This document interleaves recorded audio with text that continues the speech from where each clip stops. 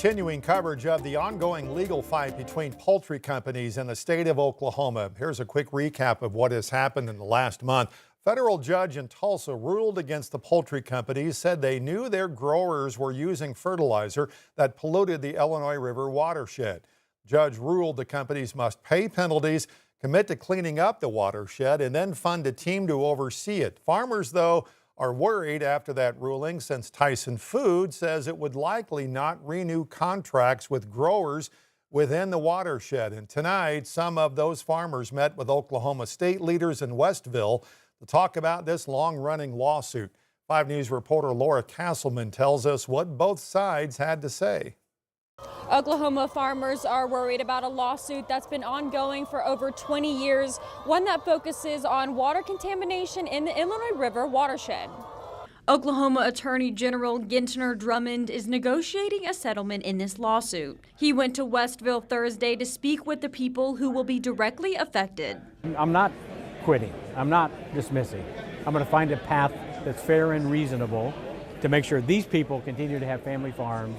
But growers and producers in the area say the lawsuit's effects will trickle down to them. They trust us to take care of their chickens. They pay us to raise their chickens, and at the end of the day, we're the ones on the line, not the company. We're following the laws and doing everything that the state has asked us to do as far as keeping the phosphorus levels low. But they're still worried about their futures. These are family-owned farms. These are not corporate-owned farms. They are owned by hardworking families like mine. And we are the ones at the end of the day who are holding the debt. For now, farmers say they're waiting, hoping state leaders will deliver a fair solution that protects both their future and the land they care for. The Oklahoma Attorney General says he's working on a fair solution, but families want answers soon. In Westville, covering news where you live, Laura Castleman, 5 News. Back here in Arkansas, the Washington County Quorum Court tonight unanimously passed a resolution that supports growers and urges a return to negotiations. Benton County passed a similar resolution last month. We also told you last night Springdale-based Georgia's reached a settlement with Oklahoma. Proceedings with Tyson and other poultry defendants is still ongoing. Happening today in Washington County, Andrew McGann returned to court for a status hearing. He's the man accused of killing Clinton and Kristen Brink at Devil's Den State Park last summer. At today's hearing, the prosecution explained their justification for seeking the death penalty. The defense has filed to remove it from the case.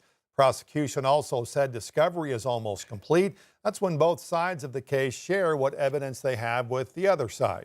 He is expected back in court in April, but the defense asked for a postponement today. 30 minutes after we went off the air last night, Fayetteville Fire responded to this fire at Doe's Eat Place on Dixon Street. Police say the fire began in a shed behind the restaurant and spread to the main building. No injuries reported, but they said the shed was heavily damaged and a large portion of merchandise was lost, including some steaks. A new lawsuit has been filed against a former youth pastor and Bentonville Church, alleging negligence and actions relating to child sex abuse sex crimes. Keenan Hord was a former youth pastor at First Baptist Church in Bentonville. He was convicted of 13 counts of sexual assault 3 years ago and is now serving a 60-year prison term. Well, the lawsuit claims he was given, quote, unfettered access to minors during his time as pastor, and the church should have known and reported it. More details can be found on our website at 5newsonline.com. At the U of A, less than a week after announcing a new dean of school law, the university says it's taking back that offer. Emily Susky had been selected to take over that role in July. On Wednesday, the university shared it's going in a different direction after getting some feedback from whom they call key external shareholders.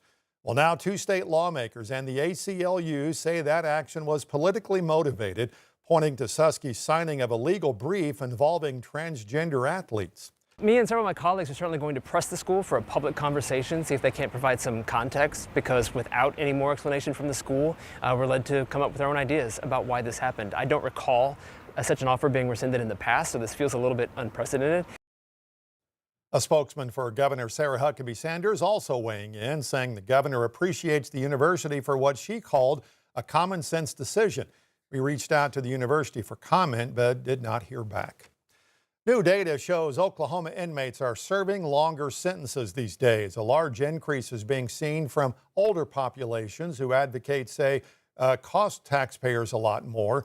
Reform groups say inmates over 50 are the most expensive to house because of increased needs for medical care and supervision. Oklahomans for Criminal Justice Reform say fewer parole options keep people behind bars longer and in turn drive up those costs. Our sentences are much higher than other situated states. Like, for instance, Kansas, we have longer sentences for property crimes, drug crimes, and serious crimes, and they have less overall crime than we do. Shorter sentences, they pay a lot less. So we're spending a lot of money for outcomes that we don't necessarily want. A 2025 proposal to expand parole for older inmates stalled at the Capitol. Advocates say without reforms like that, the state's prison population will just keep growing. We all know the growth in Northwest Arkansas is moving quickly, and groups in the region help track the trends within it. The Urban Land Institute held its annual event on commercial real estate trends today. New this year, though, a report on the trends affecting growth in the region. The thing slowing it down? Russ Craiglow says land use predictability, the cost of land and construction, plus labor shortages. The good news is that a couple of those things that we can control as a region, and those are infrastructure investments in the right place at the right time that will help the growth succeed where we want it, and also the entitlement predictability that people in the development side of our community need to make these transactions move a little bit faster. New analysis comes with a national report that's been happening for decades. That report helps commercial real estate professionals see how the market is performing. Well, after a few years in the making, a local equine therapy center has a new place to call home. Mains and Miracles has been working on getting a new place of their own, and today that finally happened. Mains and Miracles is a nonprofit organization that uses horses as a means for therapy for those with special needs. The nonprofit cut the ribbon Thursday on this new 27-acre site in Lavaca that came up for sale last summer. Since it began in 2018, the program was using a donated barn with an uncovered arena. Executive Director Joni Laster says this new location will have an indoor and outdoor arena. And the indoor arena is so beautiful because at the other place we had to cancel due to weather. If it was too hot, too cold, if it was raining, we had to cancel sessions. And the kids are really sad whenever you have to cancel the sessions. And so this indoor space is going to allow us to have sessions, rain or shine. Mains and Miracles teams up with a children's therapeutic clinic called Hippos and Fish. Stacy Albertson is the owner. For a lot of people, it's easier to connect with an animal than it is with a person. And so that very first step is usually the easiest. But what hippotherapy is, it's a therapy tool that man has not created its equal yet. Laster says this kind of therapy is priceless. The bond that these kids make with their horses, we call them our four-legged therapists, is absolutely amazing, and truly the reason why I love my job. I love coming out here and seeing the bonds that these kids make with these horses. It's just amazing. Laster says future projects at that new location include a literacy program, a mental health program, and a program that involves therapy for local veterans.